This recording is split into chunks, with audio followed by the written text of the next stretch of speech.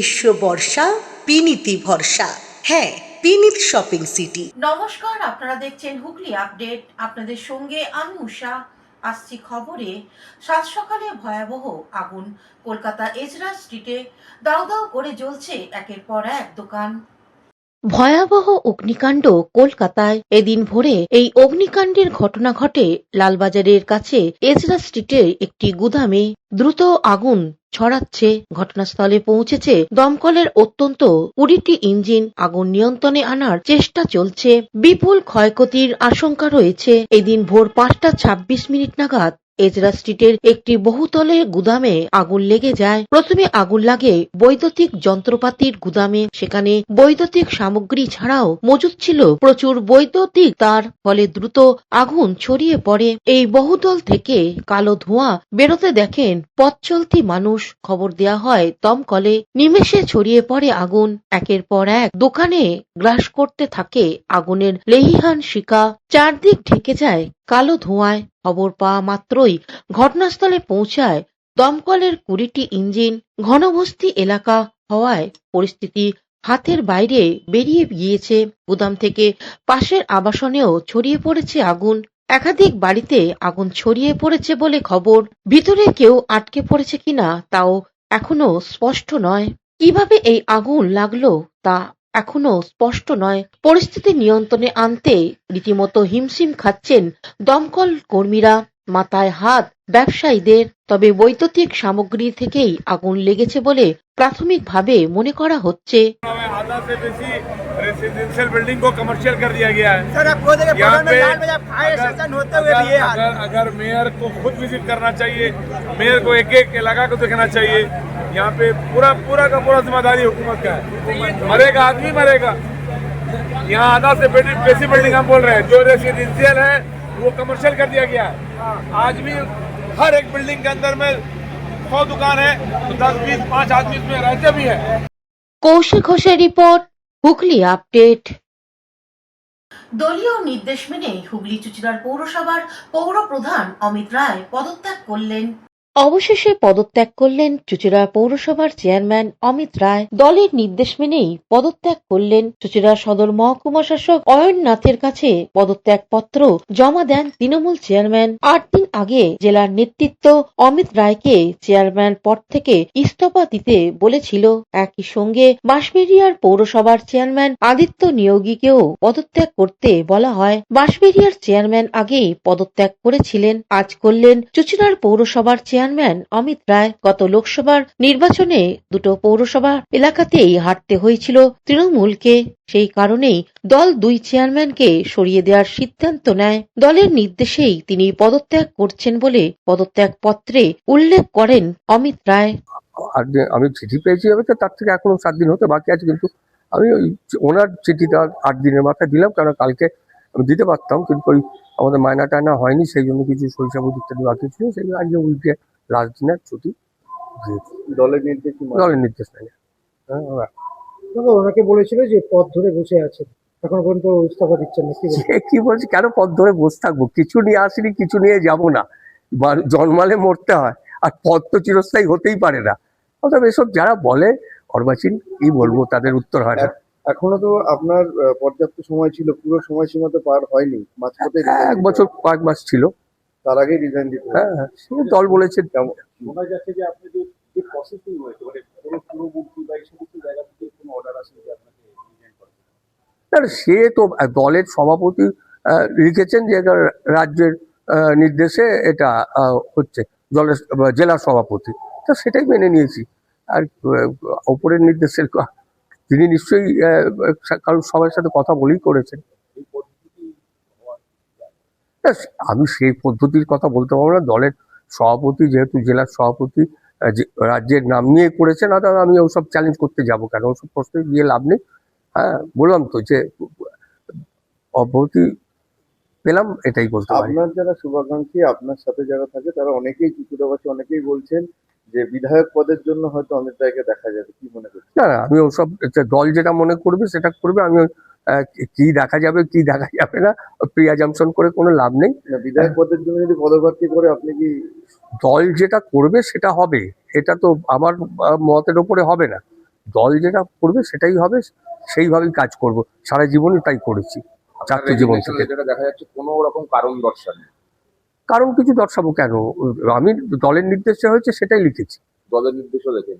হ্যাঁ হ্যাঁ, দলের নির্দেশ আছে, দেখুন করুন, একটাই কিন্তু প্রেস শব্দ আছে। কনফারেন্স করে বারবার বলা হয়েছিল যে যেখানে ইনঅ্যাক্টিভ মানে কোনো রকম ভাবে কার্যক্ষমতা করা হয়নি বলে আর কি রিজাইন দেওয়ার কথা বলা হয়েছিল। আপনি কি মেনে নিচ্ছেন যে শুধুমাত্র আপনার পৌরসভা হারের জন্য আপনাকে সরে যেতে হবে? না না, যে কারণটা দর্শানো হয়েছে যে পৌরসভা নন পারফরমেন্স, আমাদের পৌরসভা 1500 ভোটে হার আছে, নন পারফরমেন্স ভোট, কাজ করতে পারিনি এটা কিন্তু নয়। 1500 ভোটে এই পার্লামেন্ট ভোটে হার আছে আমার পৌর এলাকায়, হ্যাঁ সেইটাই বলা হয়েছে। তা আমরা 30টার ভেতর 16টায় জিতেছি, 14টায় যে একটা ওয়ার্ড 15 নম্বর ওয়ার্ডে 1500 ভোটে হয়েছে, সেটাই রেজাল্ট হয়েছে। যে ওয়ার্ডগুলো হেরেছি তাদের তো তাদের দায়বদ্ধতা, এবং আমাদের যৌথ দায়িত্ব। বারবার যেটা বলছি, একা চেয়ারম্যান কিছু করতে পারে না, সিআইসি মিটিং হয়, সিদ্ধান্ত নিই, তারপর সেটা বোর্ড মিটিং এ পাস হয়, তবে আমরা কাজ করতে পারি। অতএব এটা একার কারুর দায়িত্ব না। আপনি তো আপনার ওয়ার্ডটা জিতেছিলেন। আমি আমার ওয়ার্ড জিতেছি, আমার বুথ জিতেছি, সবই জিতেছি। সাংসদ আপনার সঙ্গে রয়েছে বলছে। সাংসদ দেখেছেন, সাংসদ মনে করেছেন তার ভোটে আমরা কি করে কাজ করেছি তিনি জানেন, সেই জন্যই উনি বলেছেন এটা প্রাপ্তি আমার। নতুন পৌরপ্রধান হলে কাজ করবে নাকি? 100 বার কাজ করবো, এটাই তো আমাদের যৌথ দায়িত্ব, একার কোনো দায়িত্ব না, যৌথ দায়িত্ব। যিনি হবেন যে করবো, আমি কাউন্সিলর হিসেবে আমার কাজ করতেই হবে। বহু পুরনো কর্মী অমিত রায় তৃণমূল কংগ্রেসের, পরের দিনও কি দেখা যাবে একইভাবে? অবশ্যই দেখা যাবে, কেন করবো না। আর আমি তো এখন জনপ্রতিনিধি আছি একটা ওয়ার্ডে, তার প্রতি আমার দায়বদ্ধতা আছে, সেই কাজ আমায় করতেই হবে যতক্ষণ আছি। আগামী দিনে তৃণমূলটা করবেন? অবশ্যই করবো, করার এই প্রশ্ন উঠছে কি করে। আরো সক্রিয়ভাবে করবেন? সক্রিয় তো সবসময়, যখন 34 বছর বাম আমল ছিল তখন কেস খেয়েছি, মার খেয়েছি, আমরা ছেড়ে পালাইনি। কিন্তু এখন তো ভালো সময়, দল রাজ্যের ক্ষমতা আছে, আবারও থাকবে। হ্যাঁ, অবশ্যই করবো। নির্দিষ্ট সময়ের আগে পথ ছেড়ে দিতে হলো, মনের কোনো জায়গায় কি কোনো রকম কষ্ট? না না, কষ্ট কিছু নেই, কষ্ট ব্যাপার নেই। আমার তো হারাবারও কিছু নেই, পাবারও কিছু নেই। হ্যাঁ, আর আমি অন্যায় দুর্নীতি হ্যান ত্যান কেউ বলতে পারবে না আঙুল তুলে। তা শুধু একটা কষ্ট, সেটা হচ্ছে যে সুযোগটা, তারা এটা পরিপ্রেক্ষিতগুলো আলাদা থাকে। গত লোকসভা নির্বাচনে লকেট চট্টোপাধ্যায় যখন জিতলো, তখন আমরা এখানে 3500 ভোটে হেরেছিলাম আমার পৌর এলাকায়। হ্যাঁ, তা এবছর আমরা 1500 ভোটে হেরেছি। কিন্তু পরের বার আমরা যে বিধানসভা নির্বাচন হলো সব জায়গায় জিতেছি, পৌর নির্বাচন হচ্ছে 29টা ওয়ার্ডে জিতেছি। এবারও সেই রকমই রেজাল্ট হবে। পরিপ্রেক্ষিতগুলো, পার্লামেন্টের নির্বাচনের পরিপ্রেক্ষিত, বিধানসভার পরিপ্রেক্ষিত আর পৌর নির্বাচনের পরিপ্রেক্ষিত আলাদা হয়, মানুষ সেই অ্যাসপেক্টসে ভোট দেয়। মনে করছেন 26 পর্যন্ত যদি চেয়ারম্যান থাকতেন রেজাল্ট কি ভালো হতো? আচ্ছা, আমি তো এখনো বলছি, আমি চেয়ারম্যান থাকি নয়, মানুষ মমতা বন্দ্যোপাধ্যায়, অভিষেক বন্দ্যোপাধ্যায়কে দেখে ভোট দেবে। সেই ভোটে আবার আমরা ভালো রেজাল্ট করব, বিধানসভায় আবার পৌরসভায় ভালো রেজাল্ট করব।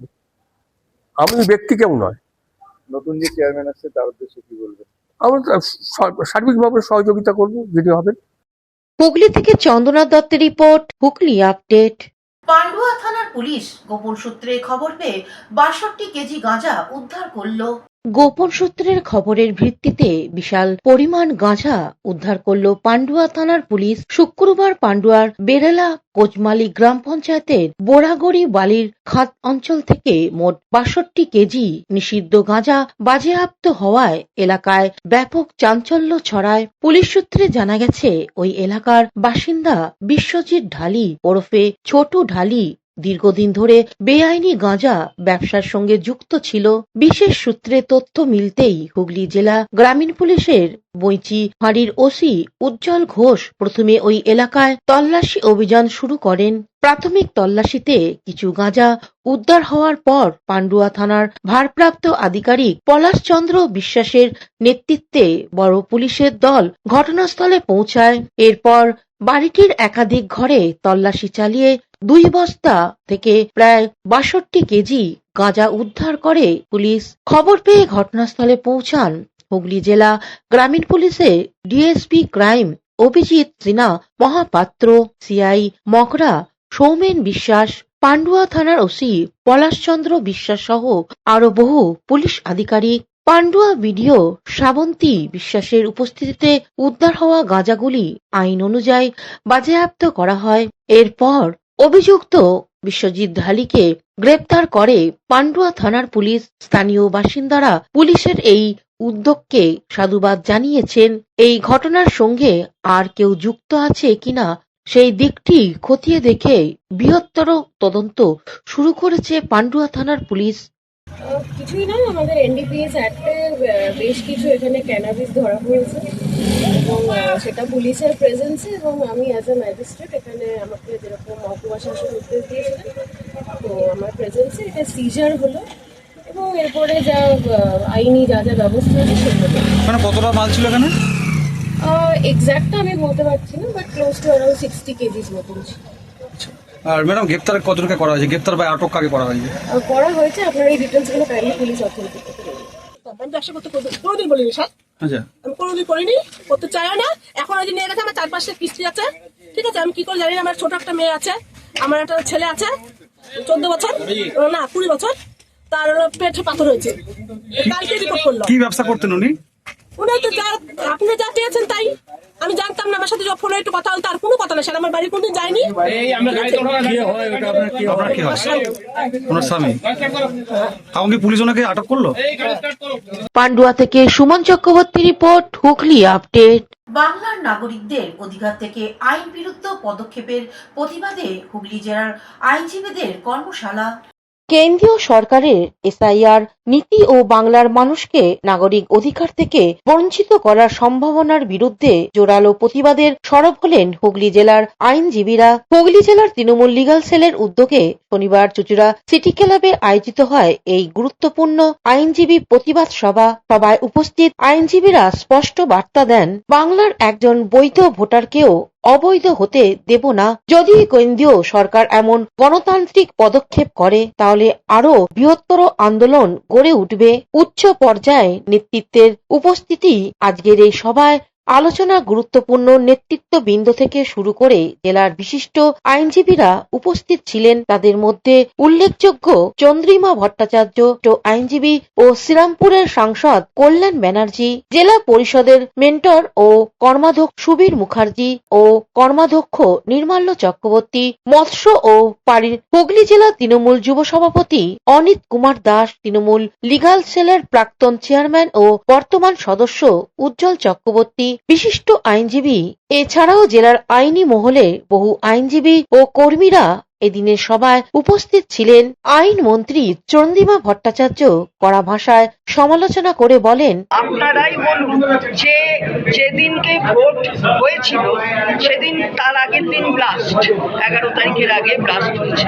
তারপরে ভোটের দিন আপনারা সবাই ওইটা নিয়েই ব্যস্ত ছিলেন স্বাভাবিকভাবে যেখানে হয়েছে, অথচ কেন্দ্রের সরকারের পক্ষ থেকে মাননীয় প্রধানমন্ত্রী তিনি ভুটানে ছিলেন, তিনি ভুটান থেকে গর্জন করলেন যে একজনকেও একদম ছাড়া হবে না।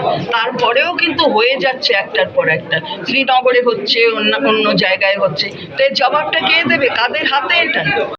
অন্যদিকে সাংসদ কল্যাণ ব্যানার্জি বলেন, শয়ে শয়ে মানুষ মরছে। যিনি নির্বাচনের আগের দিন রাত্রে লালকেল্লায় গাড়িতে বোম রেখে বোম ফাটিয়ে যেতে, সেই প্রধানমন্ত্রীর কথাতে কিছু হয় না। জঙ্গলরাজ আপনি নিজে তৈরি করেছেন। গুজরাট হচ্ছে, যখন আপনি ছিলেন তখন গুজরাটে খুন করে আপনি এসেছেন, অর্থাৎ আপনার মুখে এসব মানায় না নরেন্দ্র মোদী। আর জঙ্গলরাজ কোথায় আছে? জঙ্গলরাজ তো আপনার বাড়িতেই আছে। জঙ্গলরাজ তো আপনিই তৈরি করেছেন, মধ্যপ্রদেশে করেছেন, দিল্লিতে তৈরি করে ফেলেছেন, সব জায়গায় জঙ্গলরাজ আছে। পশ্চিমবাংলার মানুষ অনেক ভালো আছে। 2020-তেও বলেছিলেন 2026-এ আপনাকে যোগ্য জবাব দেবো নরেন্দ্র মোদী। এমন জবাব পাবেন না আপনি আর সিট দ্বারাও সোজা করে উঠতে পারবেন না। রাজ্যপাল বলছেন যে ভোট, রাজ্যপালকে আগে বলুন যে রাজ্যপালের ভবনে যেন বিজেপির সমস্ত ক্রিমিনালদের যেন রাজভবনে না রাখে। ওই রাজভবনে বসে ক্রিমিনালদের রাখছেন আর সবাইকে একটা করে বন্দুক দিচ্ছেন আর বোমা দিচ্ছেন, মেরে এসো তৃণমূলের লোকেদের। আপনি আগে সব এটা বন্ধ করুন। আপনার মতো অপদার্থ রাজ্যপাল যতদিন থাকবে, বিজেপির চাকর বাকর রাজ্যপাল যতদিন থাকবে, ততদিন ভালো জিনিস পশ্চিমবাংলায় কখনো দেখতে পাবেন। বিহারে এনডিএ ফল ভালো হয়েছে, কিন্তু প্রশান্ত কিশোরের দল একটা সিটও পেল না। আর প্রশান্ত কিশোরকে নিয়ে আমি কোনোদিনই মনে করি না হি ওয়াজ এ পলিটিক্যাল পার্সন। হুগলি থেকে অভিষেক গুপ্তা ও চন্দনা দত্তের রিপোর্ট, হুগলি আপডেট। এখন নিয়ে নেব বিজ্ঞাপন বিরতি। বিরতির পর ফিরে আসছি খবরে।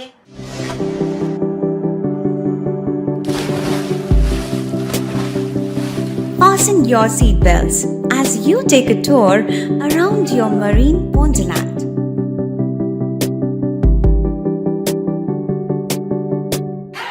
Spend a day at Aqua Marina and enjoy an array of water slides that give you butterflies in your tummy.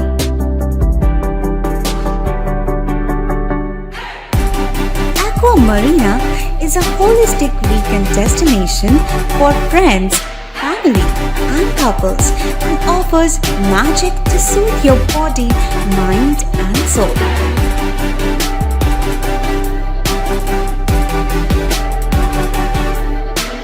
Aqua Marina, your customized magician. Welcome aboard and see the magic unfold. শীত, গ্রীষ্ম, বর্ষা, পিনিতি ভরসা। হ্যাঁ, পিনিত shopping city. যে কোনো মরশুমের readymade জামা কাপড় পাওয়া যায় একই ছাদের তলায়। ছোট থেকে বড়, পুরুষ, মহিলা ও শিশুদের একমাত্র নির্ভরযোগ্য প্রতিষ্ঠান। শীতকালীন যে কোনো শাড়ি, জিন্স, টপ, কুর্তি, চুড়িদার, পাঞ্জাবি মানেই পিনিত শপিং সিটি। আখন বাজার, চুঁচুড়া, Hooghly. Amala nursing home. Enjoy a weekend at Vedam, the paradise of peace. A home away from home.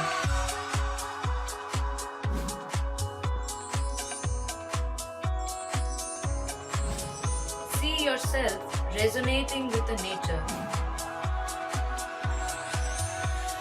Vedam welcomes you to create your best memories. বিরতির পর ফিরে এলাম খবরে। বিহারে বিজেপির জয়, চুঁচুড়ার হুগলির বিজেপির বিজয় মিছিল। বিধানসভা ভোটে বিহারে বিজেপির জয় জয়কার। সাধারণ মানুষ বিজেপিকে দুহাত ভরে আশীর্বাদ করেছে। আর এই আনন্দে হুগলি জেলার বিজেপির পক্ষ থেকে জেলা বিজেপির সভাপতি গৌতম চ্যাটার্জির নেতৃত্বে এক বিজয় মিছিল বের হয় সদর শহর চুঁচুড়ায়। জেলার প্রধান কার্যালয় থেকে বিজয় মিছিল বের হয়, সমাপ্ত হয় চুঁচুড়া ঘড়ির মোড়ে। মিছিল শেষে জেলা সভাপতি গৌতম চ্যাটার্জি এক সাক্ষাৎকারে বলেন, বিহারে ভারতীয় জনতা পার্টি বিপুল জয় পেয়েছে এবং বিহারবাসী ভারতীয় জনতা পার্টিকে দুহাত তুলে আশীর্বাদ করেছে। তারা দুর্নীতির বিরুদ্ধে প্রতিবাদ করেছে। তারা চেয়েছে যে সমস্ত চোরগুলো যেখানে একসাথে হয়েছিল তাদেরকে জবাব দিয়েছে, উপযুক্ত জবাব দিয়েছে এবং তারা মোদিজির ওপর আস্থা রেখে আবার মোদিজিকে ফিরিয়ে নিয়ে এসছে এবং ডবল ইঞ্জিন সরকার বিহারে দ্রুত তারা উন্নতি করবে এবং আগামী দিনে বিহারের আরও উন্নতি হবে। আমি সমস্ত বিহারবাসীকে ভারতীয় জনতা পার্টির পক্ষ থেকে, আমাদের হুগলি সাংগঠনিক জেলার পক্ষ থেকে আন্তরিক অভিনন্দন এবং শুভেচ্ছা জানাই। দাদা, 6 মাস পরেই পশ্চিমবঙ্গে ভোট, কি বলবেন? 6 মাস পরে যে পশ্চিমবঙ্গের ভোট, এই ভোটেও আমরা আশা রাখি যে এই বাংলার বাসী যারা এদের এই দুর্নীতি দেখেছে, যারা তৃণমূলের সমস্ত অত্যাচার, মা বোনেদের যেখানে তাদের সম্মান নেই, তাদের প্রতি অবিচার করা হয়েছে, আমাদের 26,000 চাকরি চলে গেছে, এই সমস্ত প্রতিবাদে তাদের মনে রেখে তারা আগামী দিন বাংলায় যে 26-এর নির্বাচন, সেই নির্বাচনে তৃণমূলের বিসর্জন দেবে এবং ভারতীয় জনতা পার্টিকে সরকারে নিয়ে আসবে। হুগলি থেকে চন্দনা দত্তের রিপোর্ট, হুগলি আপডেট। শিশু দিবস উপলক্ষে চন্দ্রনগর মহকুমা হাসপাতালে অস্থায়ী ঠিকাকর্মীর ঐক্যের বিশেষ অনুষ্ঠান। পণ্ডিত জওহরলাল নেহরুর জন্মদিনটা শিশু দিবস হিসেবে পালন করা হয় গোটা রাজ্যে। আর এই শিশু দিবস পালন হয়ে গেল চন্দননগর মহকুমা হাসপাতালে। এই অনুষ্ঠানের আয়োজন করেছিল সারা বাংলা হাসপাতাল রোগী কল্যাণ ও অস্থায়ী ঠিকাকর্মী ঐক্য কেন্দ্র। হাসপাতালে শিশুদের বিভিন্ন রকম উপহার দেয়া হয়। উপস্থিত ছিলেন হাসপাতালের চিকিৎসক ও নার্সরা। এবারের কর্মসূচি প্রসঙ্গে হাসপাতালের সুপার এক সাক্ষাৎকারে জানান, আমাদের হসপিটাল প্রাঙ্গণে প্রত্যেক বছরের মতো এবছরও শিশু দিবস আমাদের হসপিটালের সমস্ত কর্মীবৃন্দ দ্বারা অনুষ্ঠানটি পালন করা হচ্ছে। প্রত্যেক বছরের মতনই এবছরে ছোট ছোট বাচ্চাদের নিয়ে আমাদের হসপিটাল প্রাঙ্গণে যে সমস্ত বাচ্চারা আছে বা একটু আশেপাশে যে সমস্ত বাচ্চারা তারা সবাই আসে, তাদের হাতে আমরা সামান্য ছোট ছোট উপহার তুলে দিই এবং বাচ্চারা খুশি হয়। ওই সামান্য উপহার নিয়েই বাচ্চারা খুবই খুশি থাকে। এখানে দামের কোনো ব্যাপার নেই, প্রচুর দামি গিফট বা বাচ্চাদের দিলে যে বাচ্চারা খুশি হবে তা না। বাচ্চাদের যেটা ভালো লাগে সেটা যত কম দামি হোক তার হাতে তুলে দিলে বাচ্চারা খুশি হবে। সেই কারণে আমরা বাচ্চাদের হাতে আজকে এই একটু বেলুন, বিস্কুট, লজেন্স এই সমস্ত তুলে দিয়েছি এবং দেখছেন যে বাচ্চারা খুবই কত খুশি হয়ে কোলাহল মুখর হয়ে এই দিনটাকে পালন করছে আমাদের সাথে। হুগলি থেকে চন্দনা দত্তের রিপোর্ট, হুগলি আপডেট। এখনকার মতন খবর এই পর্যন্তই। প্রতিদিন দেখুন হুগলি আপডেট। নমস্কার।